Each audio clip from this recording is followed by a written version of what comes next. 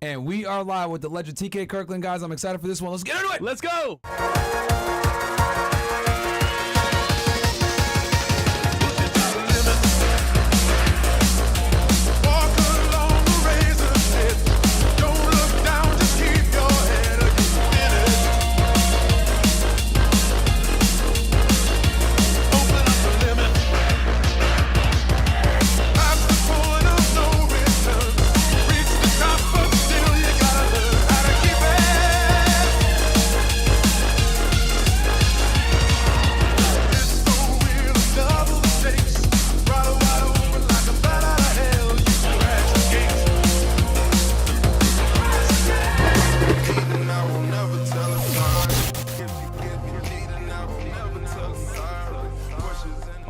We're back. What's up, guys? Welcome to the Fresh Fit Podcast, man. We are here with TK Kirkland.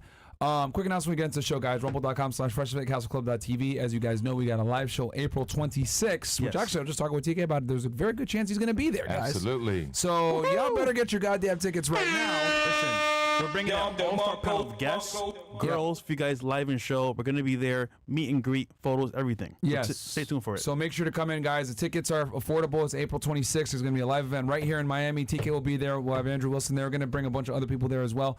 And TK, you're also doing a tour right now as we speak, right? Yes. Absolutely. Called Catch Me If You Can. Okay. And I'm excited. It kicks off April 12th, 13th, and 14th in Philadelphia. And I just want everybody to come through and see what all the fuss is about being a stand-up comedian in this game. Yeah. No, that's what, and you've been in the Legend. game for a very long time. You're definitely one of the most requested guests that we've gotten. People saying, "Hey, you need to bring TK on." We've been working on getting him on for you guys for a few months now, and he's finally here. So Yes, I'm excited. For a few months, you really have. So TK, we know who you are, but the audience might not. Can you introduce yourself real quick to the people? Yes, my name is TK Kirkland, better known as T to the motherfucking K. You know, started out with one of the most legendary stand-up groups in the world. It was the late Eazy-E, Dr. Dre, and Ice Cube. Eazy-E saw me perform. Then the rest is history, and from that moment on, it's been such a roller coaster ride. It's really been amazing.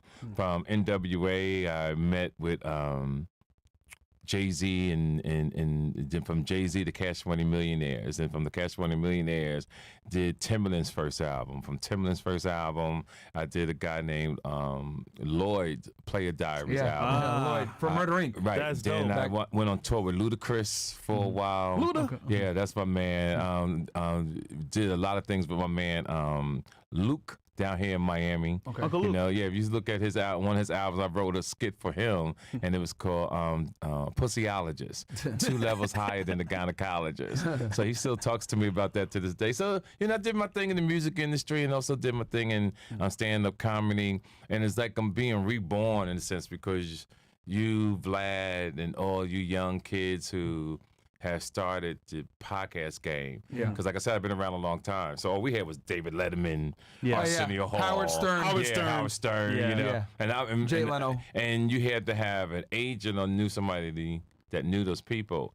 But I was always independent. So I didn't have those connections. I had the connections to the streets. Yeah. So anything that was street oriented, I was able to get connect. Tour with Teddy Riley and Guy, and then from touring with the Rough Riders and meeting my man as a manager of Eve, I was able to meet Gwen Stefani. Oh shit. So if you ever watch Blow Your Mind, Yes, the video, that music video. look Yes. at it again, right? You're in there? I'm playing the piano with a tux on. Oh, wow. Yeah, I'm playing the piano. Okay. And then, you know, I do the stuff with 50 Cent. You ever see Window Shopper? Yeah. Yeah, I'm the guy with the red hat pushing the little car. And Window Shopper over in Monaco, Spain. Wow. Yeah, so I did Details, man. Yeah, Yeah. so I did all that. Then I wound up doing the movie Baller Blocking with the Cash Money Minister when Lil Wayne was a baby. Uh-huh. You know, he's like 16 years old. Yeah.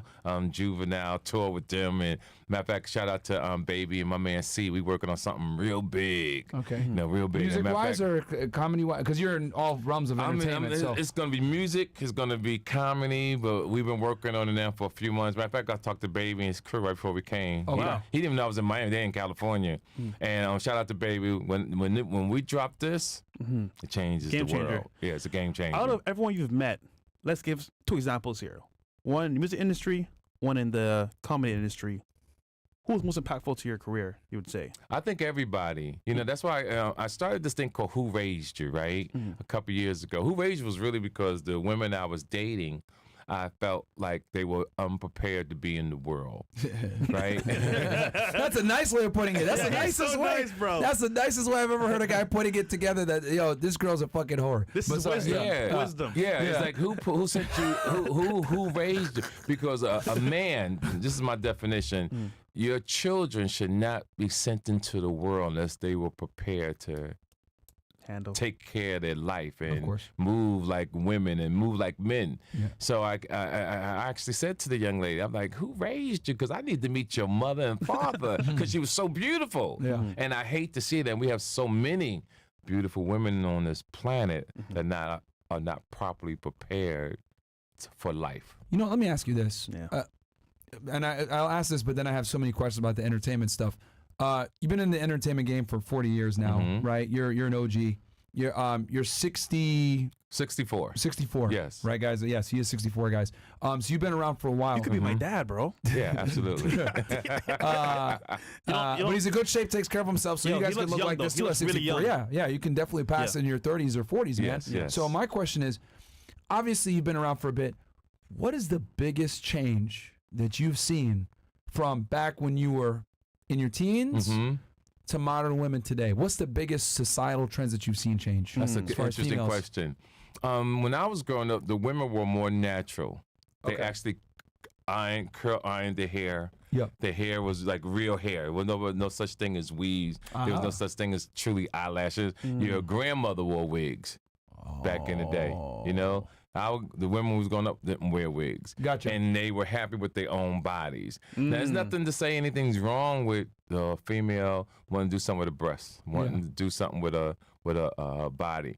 I just think that it's not worth the risk to die. Yeah. To change something, to alter something, because you see, they don't show you the pain that these girls go through. They don't. Afterwards. Yeah. You just see the end result, right? They go through so much pain. BBLs are like the most risky surgery that you can do. They can't sit down. Yeah, they can't sit down, but I'm trying to be very knowledgeable. There's veins underneath the bottom of your ass that if the doctor cuts that the wrong way and hits the wrong vein, there's nothing he could do. You're dead. Wow. And they don't share that with the women. Oh, wow. And these type of things happen. When women go out to Dominican Republic and they're in the safe houses, they're helpless. Do you know the gangs come in there and rob the women, take their money because they're helpless. They can't do nothing. So they come in there and rob them. They got to call Western people, send them money, Western Union passport to get them out of there. And I mean, for what? Because we live in the era that research hasn't been done that much, right? The women who've gotten these BBLs, these surgeries. We don't have long-term stuff. We don't know how it's going to come out. We don't know what's going to happen in 40 years. Yeah, you're right. So you're going to have women with these old faces. And ass dropping off. No, bodies still looking like they're young, but we don't know the effect on how it's going to affect you. And I just don't think it's worth it. Just me. And here's the thing. I'm half your age, right? I'm 34, and even for me, I remember just a decade ago, having plastic surgery was frowned upon. Like, oh, what the hell? Now it's like, if you have plastic surgery, it's almost like you don't have plastic surgery. What's wrong with you? Here's the thing that happened the other day. I travel so much. I'm sitting in the airport and I'm watching the women walk by with the fake booties, eyelashes. Now, most women think you're checking them out, because they think they're fine. When I look at a woman that got the fake butt and eyelashes, I'm looking at you like an antique model car because it's starting to play out. You're starting to look like an old Lamborghini. Yeah. You're starting to look like an old Rolls Royce. Like when you first saw them, they were amazing, right? But when you see them now, and the misconception in the world today is that women think that men like that. You'll talk to a girl, you motherfuckers like them fake asses and fake titties, but they don't know because nobody's projecting out to the universe that no, we really like natural women. Yeah. And as you guys get older, the thing that's so important is just not about the bodies no more, right? It's the character of the woman, character of the man, because the surface of a woman could be drop dead gorgeous, but are you prepared for life? After a while, yeah. Do you have a job? Are you an asset to society? And what have you accomplished? There's a lot of women, and I know we're doing a panel thing after this. Is my take is going to be a lot of women coming on there who don't have their lives together. It's going to be possibilities. Somebody might get mad at me because I'm going to talk in a mature way that you should have your life together. And if you don't have your life together, I might have to hurt your feelings because it's serious out there. And I'd rather intimidate a person to inspire them. I'd rather bring something to your attention to make you say, you know what, he's right. Let me try to get my life together, because one of the worst things in the world, and I'll tell you gentlemen, this, you don't want to grow old and be broke in this world today. Oh, yeah, that's very... Because the world is cruel to old people. That's true. That's true. You were going to say something? Nursing before? homes as well. So you mentioned the dangers of getting BBLs and surgery. We saw an entertainer, actually in the comedic world as well, this Young Fly. Rest in peace to his girl, but she passed away and left kids behind after surgery. That was tragic. Yeah, that's tragic. And it happens. Yes, it happens. But we don't see it enough where it's highlighted where, hey, listen, this can happen to you if you get surgery. You could pass away. Yeah, it needs to be talked about. Kanye's mom? Yeah, Kanye's mom. Yeah. Like, that's very important. I just put a post up, I think, today. I want to talk about sex and love, right? Sex makes babies, not love. And when you have just sex, a woman wants a man to be a father to the child, but psychologically it's already complicated, because when you just meet someone with a one-night stand, we're both at fault. I didn't have a condom on. You got pregnant. The universe was saying you was ovulating at the same time, and all these bad things happen. Sometimes you get great results. You have a beautiful child and stuff.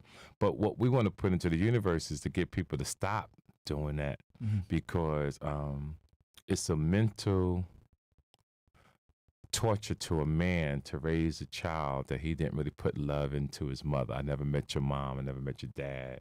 Don't know nothing about you. We went out. I saw you because on this particular night you had the best outfit on that you ever had in your closet. So you had the jeans on, your titties was out. And I'm thinking I'm a player. I'm buying drinks. Hey, get that. We go to the flyer spot. Got the bad bins. You laying back. And I go in there being irresponsible, And I just want men to know who go out there and do the situations to please start really being considered who will be the mother of your child. Wow. Yeah. And you know what I mean? Yeah. And ladies, be careful on who's going to be the man of your children. It will save so much pain as we move forward through life. That's just me. I do want to say, so real quick, because I was going to ask you about, you've been in the game for 40 years. But prior to that, where'd you grow up? Tell us like your origin story. Yeah, I grew up in Jersey City, New Jersey. Yeah. I was a track star. Okay. So I ran track. Track led me to see a lot of great people. In high school or college? In high school. Okay. And college as well. I met Bill Cosby because I won the Melrose Games it's in Madison Square Garden in 1979. It's a big event in track and field. If you get a chance, Google the Melrose Games. I won that. Met Bill Cosby. Then when I got to college, I met another You graduated athlete. in 79? Graduated in 79. In high school? Okay. And when I came up in high school, at that time, my state was the hottest track circuit in the world. We had this kid named Ronaldo Skeets Nehemiah. We had another young man named Carl Lewis. All of us ran track every week, every Saturday together. So people from all over the world would fly to come see us run. And I mean, we were some bad boys. I got a question. What was it like living in the 70s? I do a lot of true crime, right? And there's a reason why I'm going, like, so I do a lot of, I have another YouTube channel called FedRex where I do criminal cases and everything. And we're going to talk about Diddy. Don't worry, guys. We're going to get into that. I know y'all are wondering. But the more and more I look at it, the mafia, all the top serial killers, whether it's Jeffrey Dahmer, John Wayne Gacy, Ted Bundy, the Golden State Killer, like all these guys were running rampant in the 70s. Absolutely, so and true. inflation was high. So like, what was it like living in the 70s? Was it a dark time? I mean, we had Jimmy Carter in office. I think Nixon was president for a bit as well. Like, what was it like that decade? Obviously, disco music was a thing. Crack is going to make its way into the United States soon. Like, what was it like that decade? Thank God I had track and field. My world was unique in a sense. Okay. And the reason why I say that, because my dad died when I was 14. So it wasn't like I had father, but I had sports. Okay.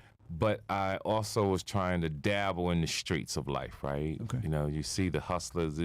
Back in my day, when you saw young men hanging on the corner, for some reason, people are drawn to negativity. People are drawn to thinking that being street is one of the greatest things to be, but it's really the opposite. The greatest thing is to be the most corniest person on the planet with a lot of money but have a lot of swag.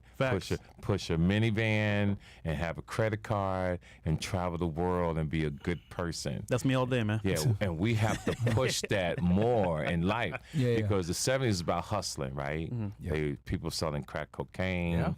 People was trying to make it because it was really bad for that decade was crazy for crime, man. In the 70s. When you look back, it was good. The mafia was huge. Big, but you saw the world changing. You saw the DAs and the mayors and coming down on crime. Okay. But then as you get older and you get knowledge, and you see that it's all BS, right? Because even though they're fighting crime, the government is saying people bringing the drugs in. So they try to confuse you and try to make you think they're doing the right thing, but they're the ones that's bringing the drugs in the game.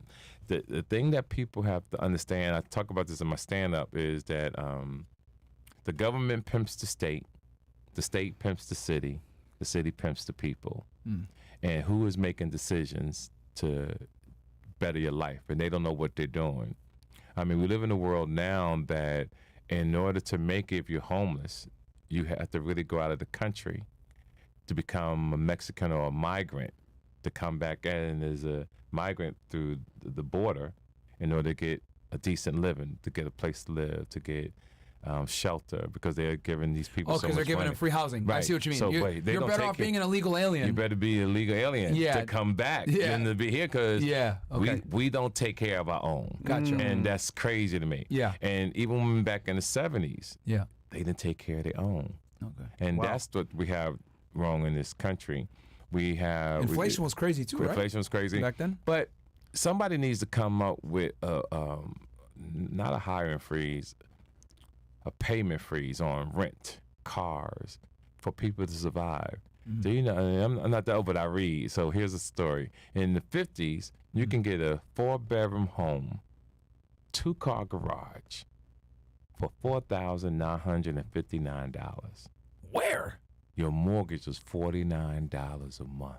You're kidding. Where was this at? This is the whole country. This is the whole. Wow. The average home cost that much in the 1950s. The houses wasn't $300,000, $400,000. This happens after the 70s. The prices of homes start going up. What's happening right now is so insane that who the hell's gonna be able to survive? Your kids, our kids. Let me ask you this: it's gonna be hard for them to survive in 20, 30 years. Inflation was crazy back in the 70s. Did people have a better cost of living and standard of life back then than they do now? We understood morals, we understood how to work, but we still was making maybe $2, $3 an hour. I was around when gas was 95 cents. So even though inflation was worse back then, they were able to still afford shit, versus now people can't afford anything. It still was bad, because even though wages was low, things still was growing. Still was getting, it was. Is it better than today? Would you say that decade is better than now, or? I think things are better than now. I think things are better now because I'm successful. You know what I'm saying? I'm not struggling, but I had to put a lot of work in. I went through a lot of trials and errors in life, and I work hard every day to become a great man. My whole thing in existence for the rest of my life till the day I die is to be a great man. How many kids do you have, bro? I have 7 children. 7 children? Yeah. What does it mean to be a father, you would say? Well, I'm not your traditional dad, because 4 of my children was one-night stands. Oh, shit. You know? Yeah. I don't know if that was luck or bad luck. Or the dick game was just that cold. Yeah. You know, because sometimes your dick go way up there. It's another story. That's another story. Pillow game weak. Yeah. So, when you have one-night stands, trust me, I can relate. you just I tell my kids, listen, you mean your mom fucked? I'm not your traditional dad. You ain't gonna see me flipping motherfucking burgers and all that kind of shit. I ain't that type of nigga. You know what I'm saying? But we cool though, you know? And that's all you could be. But my daughters, everybody grew up to be really, really doing well. My oldest daughter's a brain surgeon. Amicable relationships. Yeah. Brain surgeon. My oldest daughter's a brain surgeon out at the University of Houston. That's dope. My daughter is graduating. So you're cool with all the baby mamas? All the baby moms. We're respectful. Is it 7 moms? Yeah, or? 7 moms. Oh, different. Oh, wow. Oh, yeah. And I believe in that. I don't believe in one woman. I think that's one of the most selfish fucking things in the world. To have one baby mama. One girl, yeah, that's stupid. You know, like, I mean, it's so many beautiful. Why be that selfish? I agree with you. I'm teasing to the people who might be out there tripping. Yeah. You got to be Akon, though. Akon, yeah. Akon. He got a lot. Yeah, Akon is my guy. Matter of fact, me and Akon was together not too long ago in Vegas. You know, I was in his room. I was in his room. Not that anything was going on, but we was trying to put the Diddy stuff going on. People might think something crazy. Yeah, you gotta say it in the room. You gotta clarify. We had a meeting. Yeah. You know, and we're gonna do something overseas. So gotcha. Shout out to Akon. You know, and I have my hand involved with a lot of stuff. I love that. Yeah. You know, and to talk about Puff, like when I met Puff years ago, I met him through a young lady named Lenote Blacknor, who introduced us. You know how I know that you've known him for a long time? You call him Puff. Yeah. Only people that like met him in the '90s call him by that. Yeah, and I remember me and Puff being at the party. This is when Def Jam was doing their thing, and for all the young people to know, tell you, me and he was to sit right next to each other. And Puff said, "T, I want you to host my Bad Boy of Comedy thing that was going to come out on HBO." And what year is this? This is in the 90s. 90s? Yeah, this is in the 90s. Is like Biggie still alive at this point? Biggie's still alive. Oh, wow. So it's like 96, 97. Damn. And what's crazy about Biggie, I was with Biggie the day he died. Really? And I was with Tupac the day he died. What? Yeah, both times. Wait a minute. Yeah, both times. So when Tupac was in Vegas, we all hung out together during that day. And so you were at the Tyson fight too? I was at the Tyson fight. Oh, shit. So there's a mall in Vegas, and I don't know why I took this thing called fat burners. I wasn't fat, but you think you're doing it. So I took these pills. I'm trying to lose weight, always trying to stay in shape, always trying to better my body. Mm-hmm. We all went to the fight, but I was drinking, and something about the alcohol didn't mix with the fat burners. Oh yeah. So I said I had to go. My body was high. Most fat burners are they're stimulants. It's just caffeine, bro. Yeah, I wasn't feeling good. Yeah. And I went to my hotel room. I'm laying in bed feeling like I'm about to die. I was in there for like 6 days. And I'm watching the news, and I saw that Tupac had got shot. And the day I got well, that I could fly, I was on my way to Charlotte to do a show, and that's the day that he died. The thing with Biggie, when we was all in L.A., Question: were you hanging out with him? Like you would have been? Were you just there? No. We just all cool. I don't think I'd have been in the car with them. You weren't. Okay. You would have just been at the fight. I was well respected. Like Suge, the reason why I'm well respected because me and Suge was real tight. Okay. Gotcha. And Suge used to be my bodyguard on tour with NWA. Me and the DOC. So I seen Suge grow from a bodyguard to one of the most powerful men in the music industry. Okay. And he always, Suge used to pick me up. We go ride, hang out. To this day, Suge's my guy.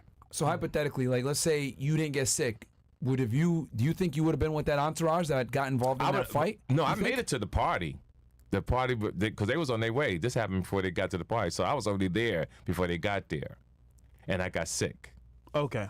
So you left? Yeah, so I left. And just so the audience knows, because some of them might be like, what the fuck are you talking about? That night, guys, there was a big Tyson fight in Vegas, and Tupac and a bunch of guys from Death Row beat this Crip up. Right. In a I hotel wasn't around lobby. there. Anything that, and people tell you, I'm friends with people, but because I'm much older than everybody, I always move my own lane. You're like the cool uncle that's there with the people. Right. So I don't hang out with you. Right. I know Pac and them beat up this dude.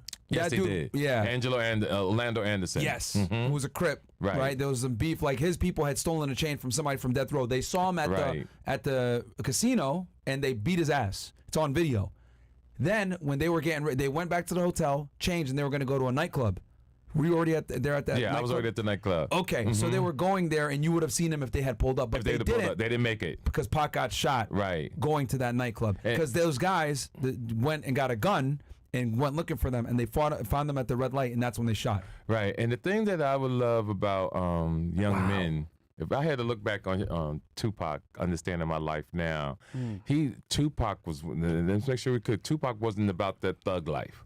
Tupac was one of the nicest kids you could ever imagine because he was what people, I don't know if they know, he was a background dancer to Digital Underground. Yes, he was. Right? He was poetic. He was giving went to an out, art school. Right. He was an artist. Yeah, he was trying to give out a positive message. Yeah. And this is what happens with some men in their journey. You can meet the wrong people and you get influenced and you go down the wrong path of life.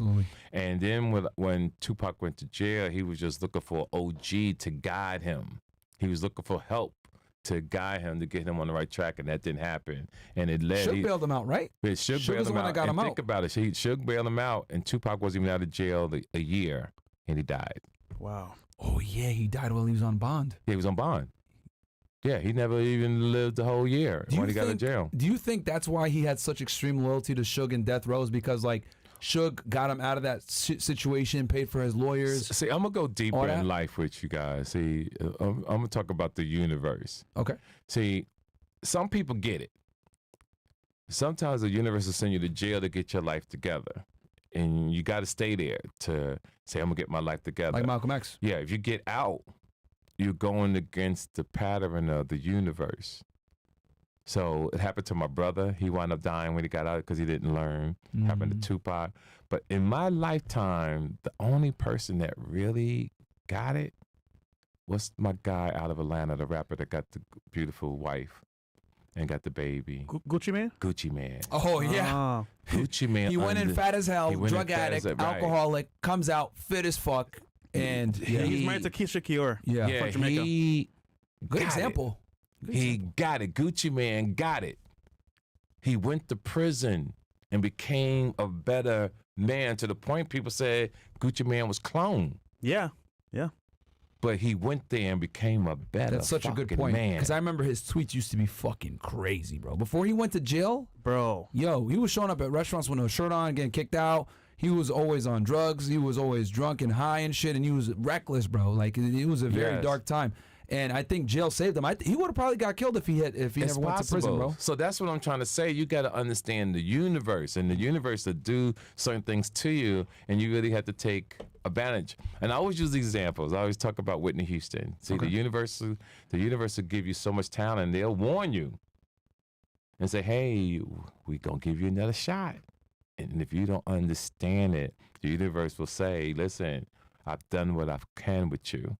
It's time to bring you back home, and I could give that talent to somebody else." Whitney Houston, Michael Jackson, Prince. These is just my theories, but I get deep with the world because I love life so much, and I'm connected, and I understand quantum physics. I understand the speed of light. I understand the energy of people when you walk in the room, right? These things truly exist. And I just want to give it to the universe while I'm breathing and let people know how you really can move a certain way and achieve life. I have a question for you. Well, more of a statement. Keep it a bean, if you don't mind. Did Diddy do it, or did he not?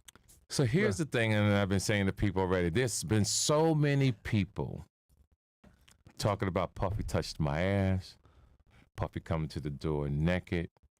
But I believe that this shit does not become official until you see my man with the umbrella come forth. The guy who always held the umbrella over something Bentley, Farnsworth Bentley. Farnsworth Bentley. Now, if Farnsworth come out,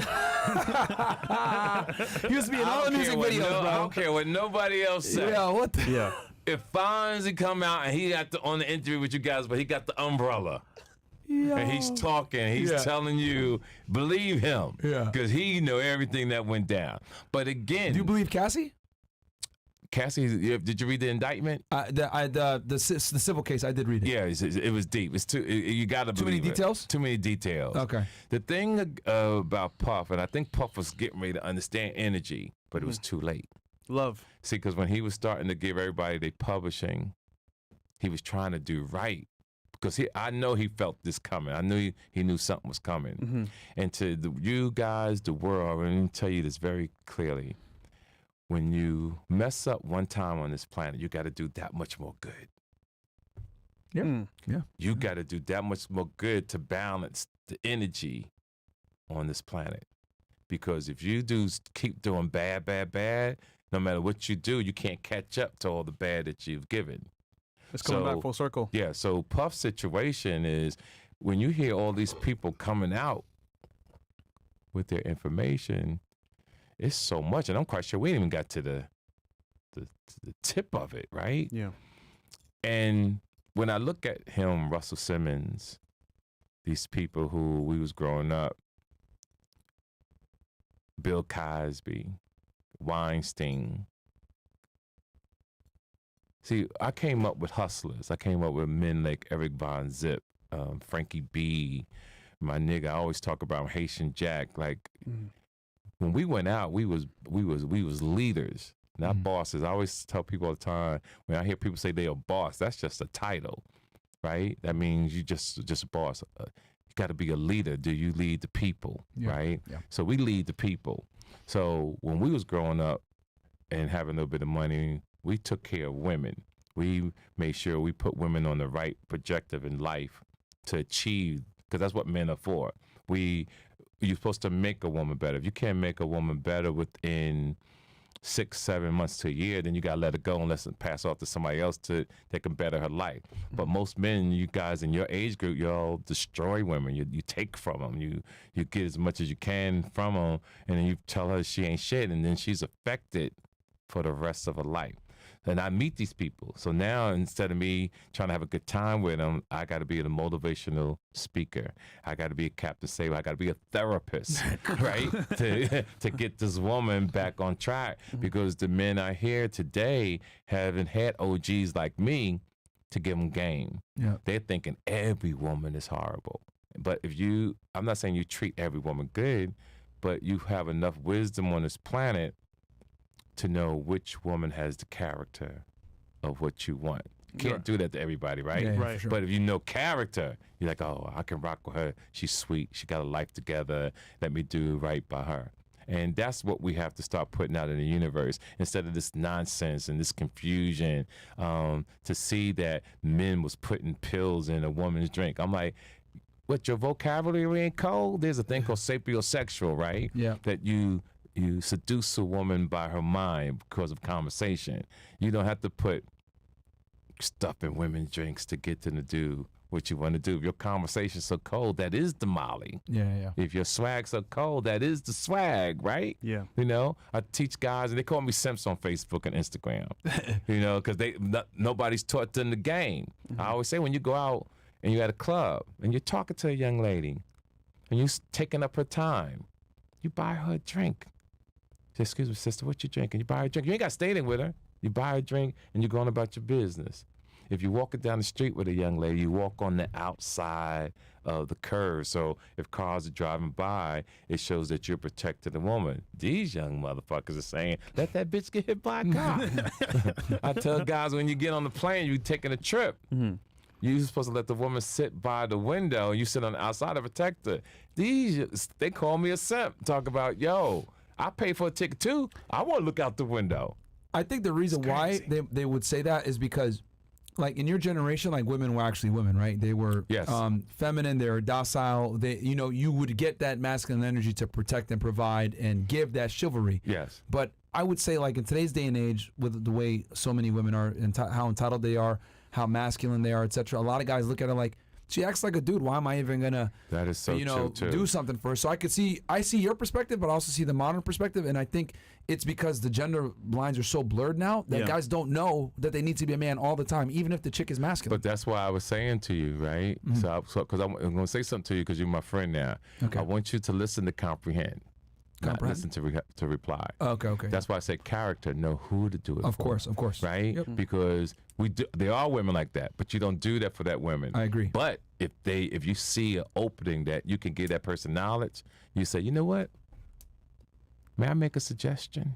And you try to get a sister to try to start being soft. Yeah. Try to stop using profanity all the time. Start talking like a man. I was talking about that on stage the other night. Don't no man want to go to bed. The girl is beautiful, right? But you say, good night, baby. And she go, Good night, bro. But the women don't want to hear it, right? The women get mad. Oh, you ain't gonna tell me how to talk and all that. No, baby, I just want you to be soft because we need you out here. And that's what I want men to start telling our sisters and our women. Chivalry is earned. Yes, come on, Chivalry baby. earned, we need you. We need you to be soft. I want to be a man for you. But TK, I'm not gonna lie, brother. I like the window seat. Hold on. You have a segment that I watched actually. Men are the new women. Yes. You could explain that to the audience real quick. Well, men want to be taken care of. Yeah. Men meet women now to be taken care of, to be stay-home dads. Yeah, that's terrible. You got men, you got women walk at work, and you got the men walking the dogs. And it ain't even a big dog. 50-50. Yeah. You know, it's a little It's a fucking dog. poodle or some shit. Motherfuckers is really walking. Yeah. Touching the dog's head, right? And calling the woman that worked about, I ran your errands for you. Yeah, I that's dropped this crazy, off bro. at FedEx. What time you gonna be home? Right, what time you gonna be home? I'm gonna pick this up for you later on. Now, here's the thing. Me being in my 60s, I can't change the world. Yeah. I see the world changing. I don't know if this is the way it's supposed to be, guys. I don't know. I don't know. I don't have all the answers, right? But I've seen it change. I've seen something happen that I cannot explain.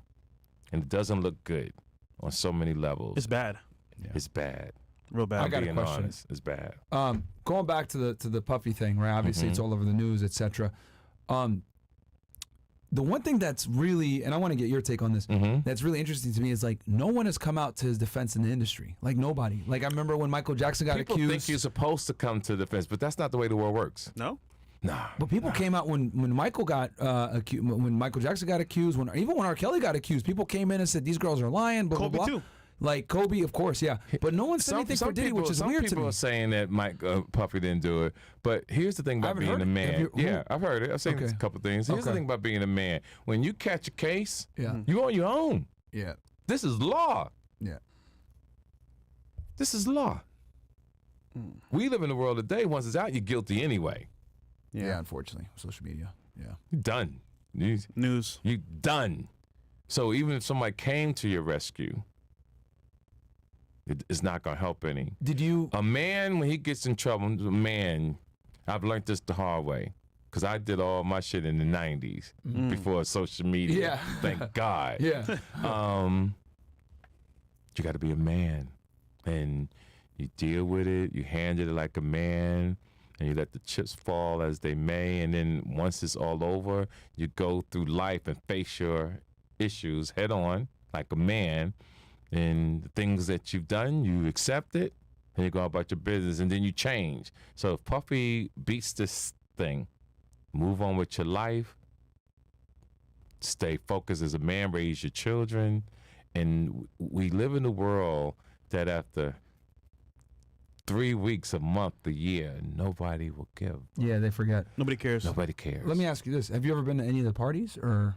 I've never been to any of Puffy's parties. Never been to any no, of his I'm not a party guy, to be honest with you. I'm a lounge guy. Gotcha. You know, I want to get nice and have a bad bitch breathing on me with a bottle of champagne in the cut. Yeah, you know what I mean? Yeah. I don't go, if somebody tells me everybody goes there, I go the opposite direction. Okay. You made another segment. Is she a liability? How do you find a bad chick? Wait. I want to add one more question before you completely switch it. Okay. Do you think it's true? Do you think the allegations are true? Obviously, there's been like I think it's too many people saying something that is all the same thing. Okay. The corroboration has you what the hell's going on Maybe here? one person could say something. Okay. You go, that motherfucker's just a hater. Yeah. Too many people. Too many people come forward and okay. Too many. Now, don't get me wrong. I know some people lie. Some people lie just to be clickbaiting and have their name out there, right? Of course. It's just too many things. But I've also learned in life is I just want Puff to be okay. And the reason why I say that, in the 90s, I had court a case. Matter of fact, I had kind of like Rob Puffy in 1998. True story. Wait, what? Yeah, in 1998, it was a thing called attempted grand larceny. Okay. And we used his credit card to buy some jewelry and shit.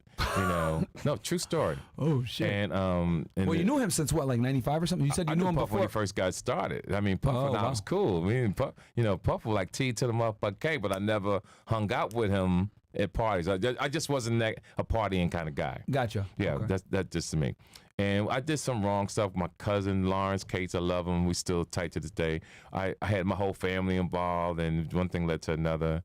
And you learn to live to be a great person. And if you know my past, I wasn't bad. I was just making mistakes as a youngster. It took me a minute to grow up. But like I said, I've lived long enough now to have... Did you beat the case? Or Yeah, I beat the case. Okay. Yeah, I beat the case. So you used Puffy's credit cards and bought like some jewelry with it? No, we didn't actually get the jewelry. See, everybody got played. So this is the universe again. Okay. I got the credit card information to buy some jewelry. The jewelry store never ran the credit card. Oh. They used it for publicity to promote their jewelry store. Oh. Yeah, it was crazy. What the hell? The detectives... It was opportunity for them because this when Puffy had the #1 album in the country, right? You know, I'm trying to think. What year is this? This is 1997, 1998. Okay, I forgot the name of the songs, but he was doing this thing, and this is after, Big died, right? This after Big died. Okay, it was the album where I'll be missing you. It was that album. Whatever album was. I forget the name of it, but continue. You know, whatever album was. 99. More money, more problems. Yeah, it might be more money, but whatever the situation was. And I beat that case when I took a plea deal because I had another felony in California. And what they had in New York was a thing called predicate felon. Ah, yes. And predicate felon is no matter where you are in the world, you catch another case within a year, and it's a felony, where you get caught at, that's mandatory 4 to 6. But I hired some attorneys out of Long Island named Frank Capitello and Tony Matteo and Frank Capitello, 2 Italian attorneys out of Long Island that helped me get my plea deal taken off the table. During that time, I'm in Rikers Island because I took my deal off the table. The judge reprimanded me, sent me to Rikers Island. Oh God! So I'm in Rikers worst jails Island. Ever. Yeah, I can handle it. People knew me up there, so it was cool. While I'm up there, though, I'll tell you how, this is all universe now. Watch where I'm going. Puffy, Shine, and Jennifer Lopez get in a shooting at the club in New York City. Wow. So you were locked up when that happened? I was locked up. But watch this. The same prosecutors come to Rikers Island to ask me, could I testify against Puff to say I saw him with the gun in the club. Damn. But you weren't there. I wasn't there. What the fuck? That's my point. That's messed up. So my attorney said to me, T, do you want to help out they might let you out? And I said, well, get me out of here. We could talk about it.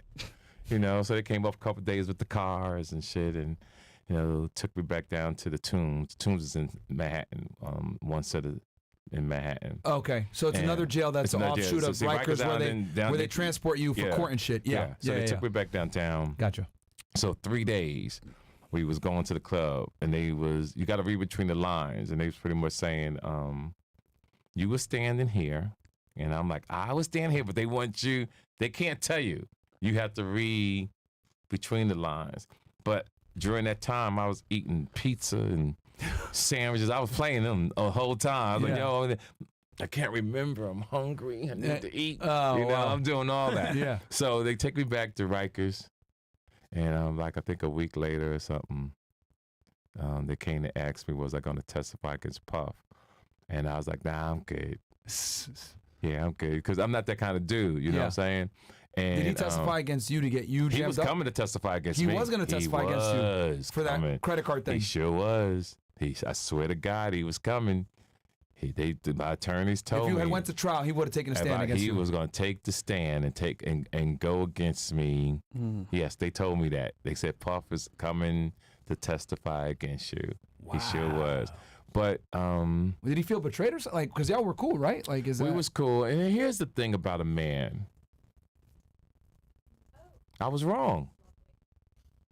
Fair. At the end of the day, I was wrong. I'm not one of those guys who lie and say, oh, he a bitch nigga and he shouldn't have did that to me. Nah, I was wrong, dog. And whatever was going to happen to me should have happened. But I fought for my life, and I fought to want to become a great man. And so I fought because I had made a mistake. A lot of people make mistakes and they can't get out of their situation. Yeah.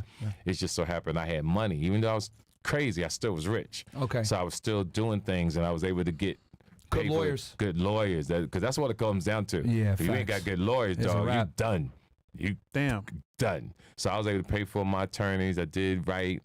How long did you end up serving for that charge? I never went to jail. I wound up getting 5 years probation. Okay, so you were only in Rikers pending your case. Exactly. So how long were you? I was in there. She's put me in there twice. So 60 days, 30 days one time, 30 days the other. Damn. Okay. But let me explain to you how beautiful my life is. When she let me out, 2 days later, I was on tour with the Rough Riders and the Cash Money Millionaires doing so you posted bond. Tour. Got it. So you I was already on bond. She just reprimanded me because I took my deal off the table, my plea deal, and brought new attorneys in, and that pissed her off. Oh. She got mad at me that I didn't take the deal. So okay, just so I understand. Okay, so and she changed my life too. Believe it or not, you get arrested for the credit card fraud stuff. Mm-hmm. You get arrested. You spend 30 days in jail. You post bond. You get out. No, I was already on bond. I was already arrested. I had already turned myself in. Okay. So when we were fighting this case, after maybe 6-7 months, I took a deal. Okay. Of the advice of another attorney. Yeah. You took the plea deal. Yeah, I fired that attorney and brought in 2 new attorneys. Okay. When I did that, she was pissed. She got mad because now they got to push court back and shit. Exactly. So she probably held you in contempt of Send court. this motherfucker to reprimand on the Rikers. So you go to Rikers for 60 days for that? 30 days the first time. Okay, and then you got reprimanded again to go to other 30 days? Some others, because my attorney came late, so she locked me the fuck up. Wow. Yeah, it's crazy. Yeah, it's crazy. Damn. All this happened in the 90s.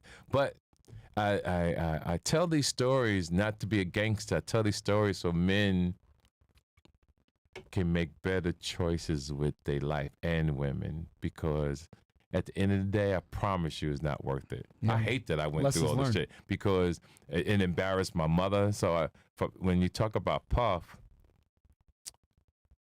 it's not him who I think about. It's the mother. See, when you got a mom that loves you and they see you grow to become something, and they talk to their people when they go get their manicure and pedicure, when they go to church. It's my son. Right, yeah. My son. Like, they so proud of you. Yeah. And then this shit happens. It's like, it hurts your mother so bad that you can't explain.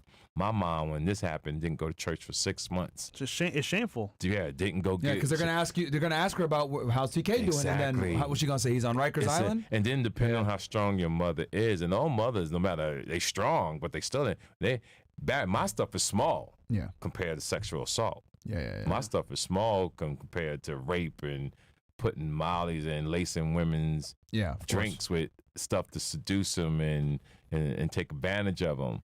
So like I said, to any young man that's out there doing any crime, especially with sexual assault, do the right thing. It is not worth it, because most of y'all don't have money.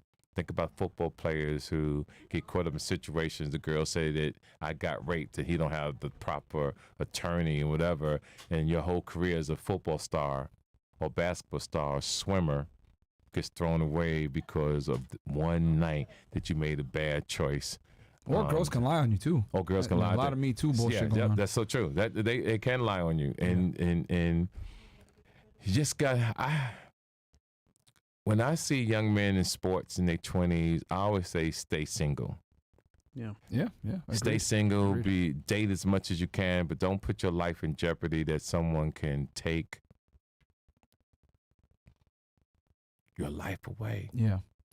Question for you, because you mentioned it earlier, and I want to make sure that you get to finish your thought. You mentioned that you were with Tupac, obviously, the day he passed away, and also Big. Yeah. What was that like when Big passed? Because he passed away like a few months later? Yeah, like a year later. Yeah. It hurt, man, because you were in California? I was in California. This was to happen that night. Okay. We hung out, and then we met at the party. Okay. Yeah, so Biggie, Leote, even Puff. I had a show that night at the club called Comedy Act Theater on 43rd and Crenshaw. Okay. I didn't want to go. So I remember Biggie saying, TK, yo, go do your show. We see you when you get back. But I saw all the gang members in L.A. in the area. Yeah. They was all dressed up in suits, and I know everybody. Yeah. You know, so shit's gonna be some problems here. No. So I met these girls, and I took them with me. We went to the show, Crenshaw. The comedy show on Crenshaw. Okay. So y'all were hanging out earlier in the day. Yeah. And then you're party. like, okay. And then you were hanging out at a party, and then you said, yo, I got to do this comedy show. He's like, just go and meet me back here. I'll come back and meet him back. Okay. On the way driving back, coming down Wilshire Boulevard, you see all the cop cars. So when I pulled in, everybody said, yo, TK Biggie got shot. I ain't believe him. Motherfuckers is lying. So I went to this other club to open up for Outkast. Oh shit! Because me and Outkast were in LA at the time. Yeah, it was the award show. I forgot what the award show, but they was there. They had a party too on Sunset Boulevard. Outkast. Was it Vibe or The Source? It was one of those. It was one a of big those old show. magazines. It was a big show. Soul Train. Yeah, it was, whatever it was. Everybody was in town. Yeah. Okay. And I opened up for everybody because I'm my own manager. I was one of them aggressive guys that you're gonna see me, and everybody loved TK. Yeah. And I hung out in Atlanta too, so Outkast and us, they knew me. So I went to go perform with Outkast and wound up introducing them. And I remember looking up the window on Sunset Boulevard. And I said, something told me to drive by Cedars-Sinai Hospital because I was calling Leote, but she wasn't picking up the phone. When I got there, at that point, did it start to set? Because at first you're like, this is a fucking lie. Yeah. It's big. He ain't going. Again, energy. Yeah. I'm on Sunset looking out the window at the club. I was just chilling, and something said something ain't right. And then I went and got. Somebody said Soul Train Awards. So I went and got in my car, drove there, and I know what they said. Biggie had died, and I remember standing outside with everybody, couldn't believe it. You know, and I was like, you sure? You sure? But he was dead before he got there. Oh, wow. Okay. Yeah, he didn't die in the Because Pac was alive for like a week when he got shot. Biggie died before he got there. And I went home, remember sitting in my hotel room, I called my mother because my brother had just died a year ago in January. And who was there at the hospital? Like, it was you, everybody. Puff? Everybody from Bad Boy was there? Yeah, everybody was there. And he died March 9th, 1997. Because my brother, that was my oldest brother's birthday, and he had passed away back in 95. So that's how come I know that day. So the rest is history. Wow. Yeah, it's interesting. Mm-hmm. That's crazy that you were at the same location both times. I was just a guy who just got around. I was everywhere. I rocked with Teddy Riley and Guy. When Nelson Mandela got out of prison, I hosted this thing for him at the Coliseum. Back in the day, I raised money for Maxine Waters. A lot of people don't know I do city council stuff. You know, I used to raise money for Maxine Waters out in Los Angeles, California. Me and you said Johnny earlier. Cochran and I was great friends. Wow. Oh wow. Yeah, I seen Johnny Cochran. If it doesn't fit, rise. you must have quit. Yeah, I seen him rise. He always said to me, he said, TK, he said, no matter what happens in life, nobody can make it unless you help them. I always remember that. What was his thoughts on the OJ? Like that OJ case made his career. Like what was his? The thing I didn't like about this is my opinion, I told this to Johnny Cochran because he was everywhere. He was on the award shows. He was doing that, and I was mad because he was using my money to go hang out. And I believe when you fighting the case, a motherfucker, I won't see you on no show. Be up there. Oh, he was defending you. You retained him as a lawyer? No, not me. I'm watching him, thinking him if he was if I was OJ. Okay. Yeah, he was at all the awards. He was everywhere. I'm like, fuck that.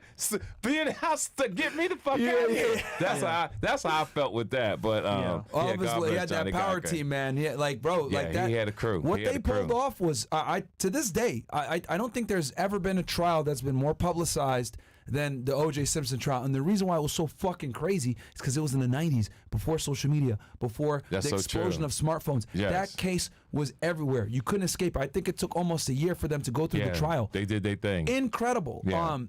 Let me ask you this then. Yes, okay. Because I covered this case very extensively. Do you think he did it? Keep it a bean. That's a good question. Do I think he did it? Nah. You don't think so? Nah, he didn't do it. I think he did it, but he didn't do it alone. I think his son was with him. Nah, he didn't do it. I don't think his son was there. You ever seen his son? His son's crazy, bro. Check out. Remember, he's good with a knife too, and he's very violent. I told you character. Yeah. He ain't built. His son ain't built like that. Because he had a couple. One of the sons hated Nicole. I don't think he was his birth mom. It was another woman.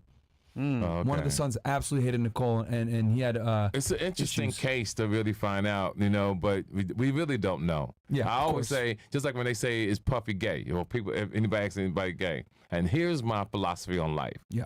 If you say, yo, TK, do you think Puffy's gay? I'm going to always tell you I don't know because I wasn't in the room. That's safe. I get it. Okay, all right. So if someone tells you so-and-so is gay, Yeah. nigga, they was in the room.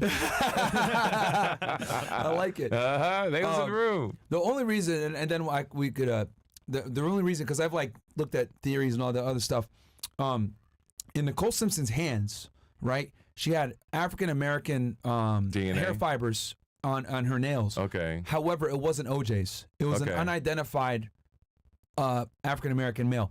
But my thing is that, and the way that if you look at the carnage, if you look at the crime scene photos and everything, there's no way one man would have been able to take her on, and the other guy that was martial arts trained, and he was older at this point. This is totally way agree. beyond. So I totally agree. I think it was You can't get two people like that. the way they did it, Yeah. and with the speed they did it, etc., and then the fact that she had DNA from another individual in her hands that wasn't OJ's, Right. it means at least it was a two-man job. And I think also the other reason was the veracity at which they almost decapitated her. That requires a lot of strength, and Yes, it does. I don't think OJ would have been able to do it. But his son was huge. He could have done it, and he didn't like her. But and then one more thing. Back in 2006, 2007, he did an interview to promote his book, If I Did It. Right. And in the book, he says, in a hypothetical, and he refers to another individual that was with him, I forget the name that he used. I was there with this individual. I tried to calm him down, but his rage went crazy. And obviously he's trying to kind of dance around it or whatever. Yes. But what I think is that it was, from the evidence looking at it, I think it was a two-man job. I think he was there at the scene. Yeah, when you put pieces together, hear what you're saying, and the nail situation, her being the way she was cut. Yeah, it was definitely a two-man job. I think it was a two-man job. And that's life sometimes, right? Sometimes, some people get away with big crimes and some people don't. Because a lot of people don't talk about my man from Colombo. What's the guy from Colombo? Colombo. What's his name? Michael Peter? Francis? No. Peter something. Oh, okay. I thought you were talking about the mob guy. We've had him on the show. Colombo, the TV show Colombo. Oh, I thought it meant the Colombo crime family. My bad. No. Okay. Yeah. Peter something. Peter Falk? Is it Peter Falk? Look that up. Someone in the chat's going to put it. Peter Falk. I think it's Peter Falk. FALK? Yeah, now watch what Peter Falk did. Peter Falk fed his woman, shot her, and went into the restaurant, right? He caught a case, and when he beat it, you never heard from him again.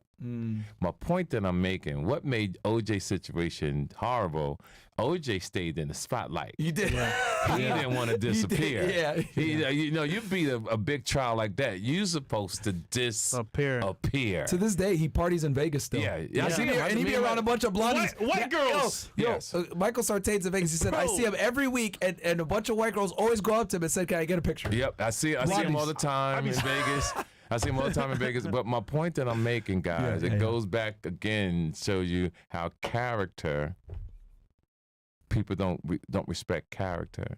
Yeah. Your generation will take a picture with anyone. Your generation will know that someone killed someone and still want to buy them a dinner. Y'all call that keeping it real or Heat 100. So I had a question for you. As a man of wisdom, and you've been through a lot, how do you find, or I would say look for in a woman, a wife to be?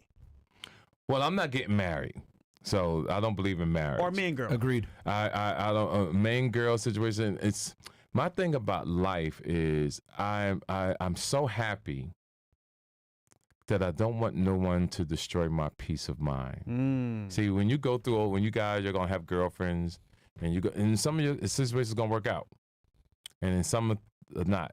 And the thing that you're gonna understand in life is you'll start saying, I just want peace of mind.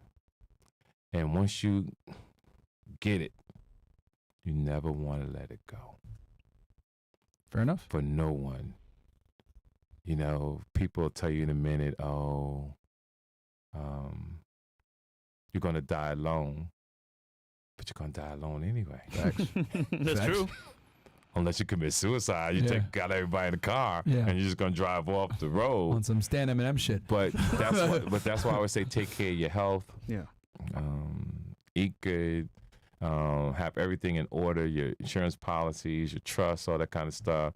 But the main thing is, if God didn't make it, don't take it. Meaning, make sure you eat good and don't become a pre-diabetic by eating all this different sandwich meats and all these different types of stuff to give you high blood pressure. Because you got to think about the long term of life. Of course. Most people just think in short term. They don't think about I'm gonna live to be 50, 60, 70 years old. And I go through the airport almost every day. I see people half my age crippled and walking in pain. TK, you've helped many people in their career from the seed, from the very beginning. Mm-hmm. Cat Williams now, right? He went on a very good podcast. Yes. With Shay. Oh, yeah. Club Shay. Yeah. Went viral. Right. He was exposing the industry in a way that was very, I would say, intimate. Yes. Cat Williams, tell us your opinion about Cat Williams and what I think Cat Williams is fucking phenomenal, right? Like you. Are you guys friends or? We're associates. We're not friends. I'm not friends with really nobody. I'm associates. That friendship is a very serious word. Of course. Cat Williams is an amazing stand-up comic. I saw him come up, unique style, had the perfect voice, right? The perfect delivery, from Fridays to what he's doing now. And what can you say about him? You know, he has his issues. You know, he got arrested a lot of times. We know he had drug problems. But again, he's gotten his life together and he's moving in the right direction. And that's all you want for a man. You know, you can make your mistakes and you get it together and you move on. He embarrassed some friends of mine. But again, my friends are men. In that particular interview, right? Yeah. Okay. You know, and my friends are men. Well, you know, my associates. God said friends are powerful, but I'm calling my associates. Who do you think he did the worst?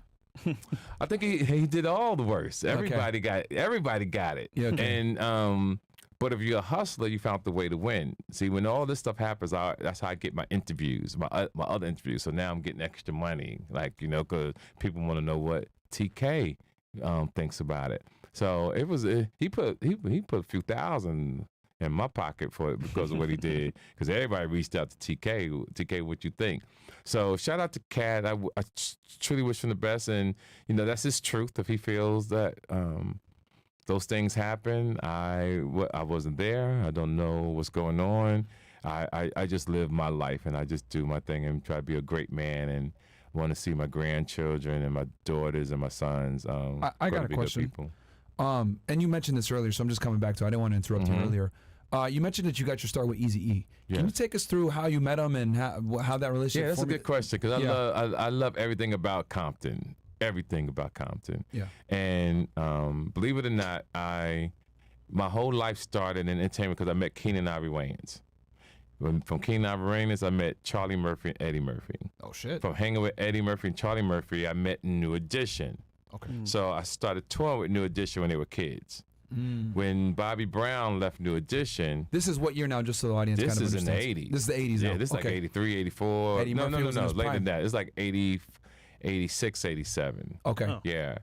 And then I meet Bobby Brown leaves New Edition. A man named Al Heyman who now promotes Floyd Mayweather boxing. But back in the 80s, he was a concert promoter. Oh, wow. Me and him are close associates. He says, TK, I want you to open up for I'll Be Sure, Tina Marie, Keith Sweat. It was a big concert in LA. Great concert. Yeah. And I'm standing next to Bobby Brown, and the DJ puts in a cassette. Of, for all you Gen Zers out there that don't know what a cassette is, it's a tape like this. Yes, back in the day. And I saw these kids lose their mind, and I wanted to know who that was because I didn't know. Yeah. And Bobby Brown pointed them out to me. Yeah. And I walked up to this brother and I told him I was T to the motherfucking K. And he said, yo, I'm Easy motherfucking E. And I told him who I was. He said, yo, I like this what you're doing. This is what, 88, 89 now? This is 88. Okay. Yeah. Did Straight Outta Compton drop yet? 88. It did drop that year. Yeah, it dropped that same year. That's the song that they played. They played We Want Easy at the song in the stadium. What's you so know? funny? I'm thinking of a bad joke. Yeah. I don't know if I shouldn't say it, right? Yeah, go ahead. No. He said don't say it. Okay. I was gonna say 8 to the 8s. Oh yeah, that's okay. It's a bad joke though. You know, and you didn't say it right. I didn't want to say it because he was like, Bro, man. Yeah. And So then the rest is history. And Ice Cube, Dr. Dre, was MC the album out at that point? Yeah. It was out. Okay, Yeah. so he was hot. He was hot. Like it was. You He met him was when he hot. was like literally. And he was the nicest man that you could ever meet, dog. Really? That motherfucking Eazy-E was the truth, and we had a bond. And the great thing about it, if you had an idea, he rocked with you.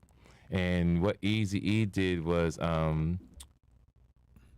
was gonna start Ruthless Comedy with Eazy, Okay. and it was Jerry Heller and Eazy-E had signed off on it, but Eazy wound up passing away.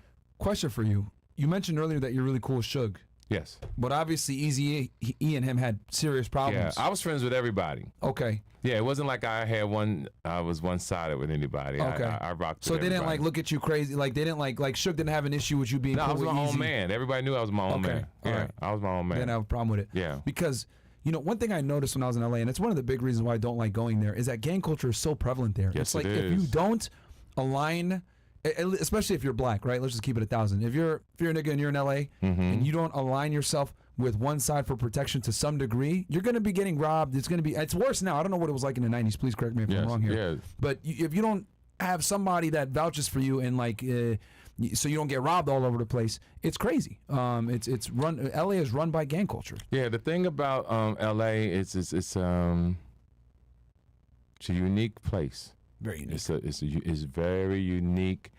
They have their own way of living, and either you respect it or you stay out of it. That's just bottom line, because you ain't going down there changing it. So and back then, just so the audience knows, like guys, like HIV and AIDS was like a generally new thing. I remember when Magic Johnson announced it, like in the early '90s, that he had it. Everyone was like, "Whoa!" Yes. Because like no one knew what it was, and they were worried, like, can I catch it through sweat? I think that's a big reason why he felt pressured to retire. Right. What was that like? Like, obviously, you meet this guy. He's friends with you. You guys are cool. I never thought he died of AIDS. I don't know what I thought he died of, but I don't know. I don't think he died of AIDS. Was he set up? I don't know. I wasn't there. So when you see people come on these shows and they give these answers and they don't know, and I can't give an answer to something that I know. I only stick with the facts, and the facts is I don't know what he died of. I hate that he died because a lot of people's lives changed because that man died. Yeah, because he was really about taking care of his people and helping people out. So it could have been a lie then. I mean, I think anything could have been a lie if you don't know the facts, right? I didn't appreciate Suge saying what he said when he said he stuck a needle in him. Yeah. And Jimmy Kimmel just laughed about it. I just think that there's some things you just don't say or allow people to get away with. What was the last time you saw him alive, and what y'all talk about? I don't remember. It was too long ago. Okay. Yeah, too long ago. But he was a good dude. Yeah. He was a good dude. I mean, I like his songs. Yeah, I mean, that's a legend. Yeah. So obviously, I'm assuming since you knew Eazy, you knew Dre and everything else like that back Yeah, when that's they my were man. cool. Yeah, Dre's my guy. Okay. What's that like, bro? Like, I mean, They just the normal guy- people. People, it's.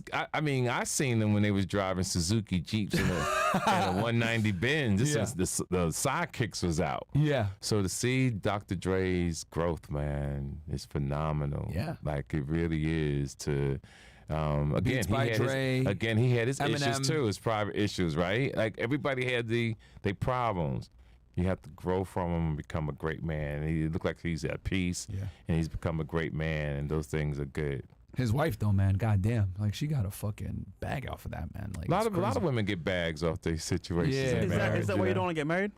No. I'm 60-something years old. It don't make sense when we get married. That's for you young kids.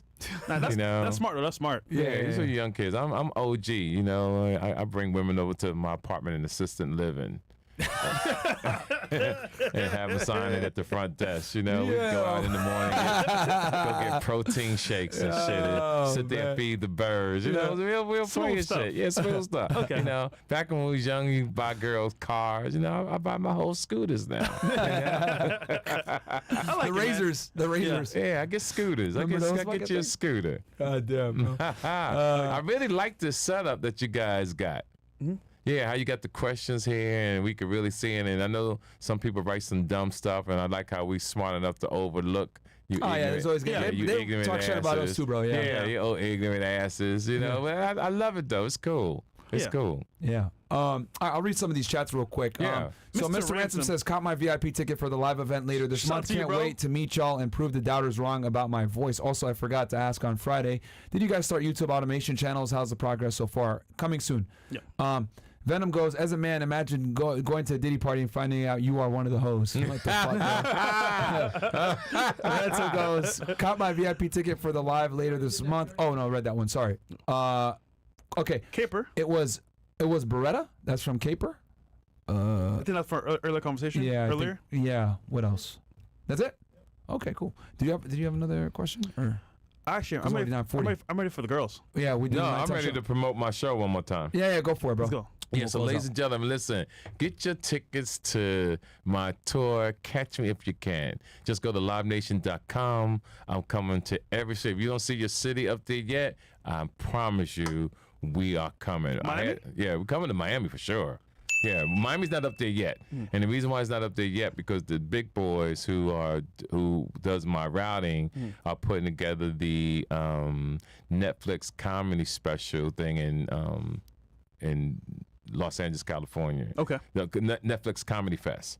So that's big on their plate. So when you got people working in corporate America and you're not really the top dog yet, but I'm in the top 100, I got to wait. So those things will be coming soon. Coming soon. So please go to Live Nation Philly. I want you to come through April 12th, 13th, 14th.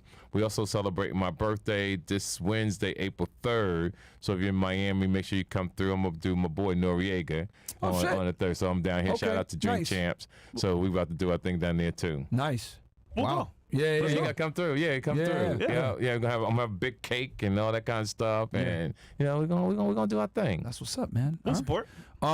Guys, hope you guys enjoyed that show, man. We got a legend in the house, man. I feel like we went through a trip in memory lane. Yeah. Man. Yeah, we went the in thing the I like 70s, about 80s, 90s. Yeah, the thing I love about our show, I could tell it was a mature show. I wasn't saying nothing ignorant and nothing crazy, and I just want people to understand you can come on these shows and be a man or be a lady without being ignorant or saying things just to get people. Of course, the clout chasing is crazy. The clout chasing is insane. Yeah. And that's what we want to stop. One last question. Obviously, you've been in entertainment for a very long time, right? Right. Was clout chasing as bad back then as it is now? With everyone having their own platform? Right. This is what I think. I think what we see is everything has been this way. It's just that social media has brought it out, but it's now a disease and it's destroying people. Like there's some people who you knew they were everywhere because they was hungry for success. Yeah. Maybe one or two people. Yeah.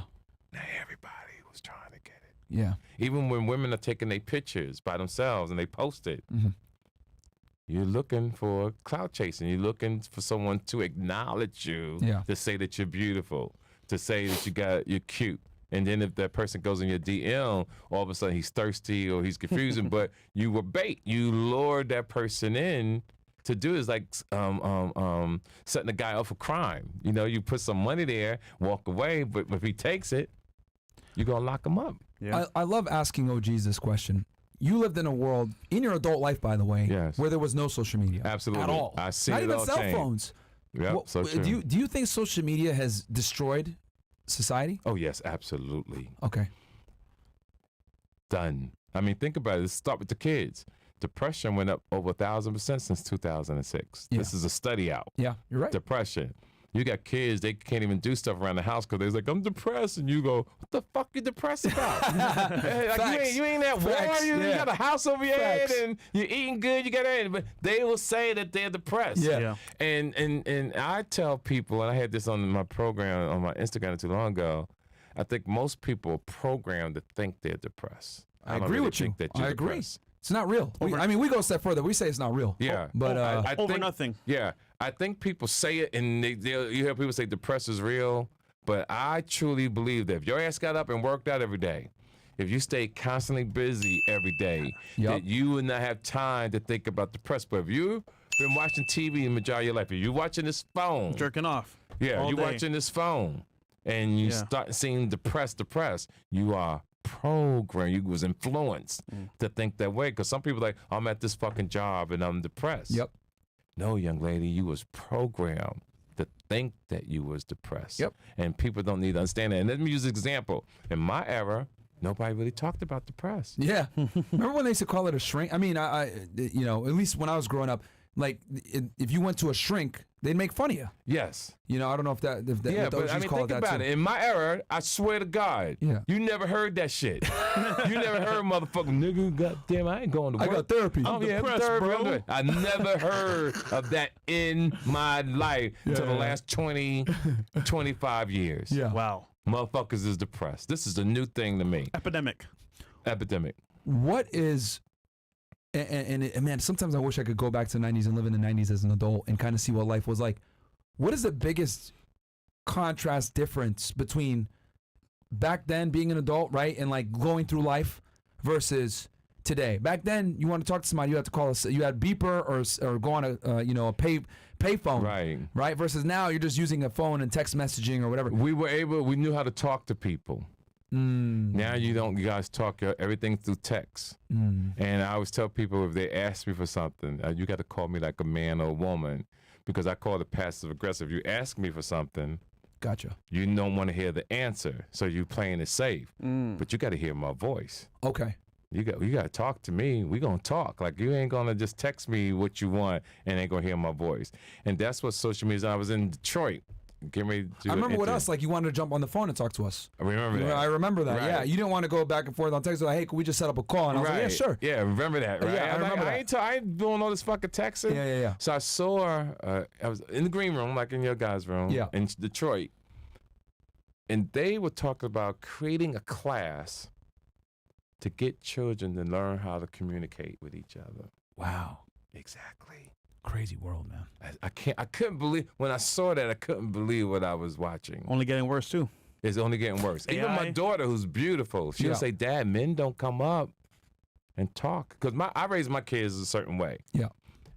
Men don't approach women no more. Yeah. It's actually not as common as people think. You go to parties, men don't even ask women to dance. Yeah. You see a fine woman over there, they stare and they hope that the girl come to them. Yeah. Back in my day, you saw a girl, hey, gotta buy you a drink, have this dance. And the girl was like, girl, bye. Yeah. You know, you take her by the hand, back. Yeah. You know, you doing all that stuff. A guy, you see your homie, like, yo, your boy walk over with a bad chick. Yeah. That's how it was back in the day. Yeah. And we didn't have to worry about somebody gonna kill you. Yeah. We knew everybody was gonna have a good time. Call me when you get home. It was in that, you know, it was beautiful.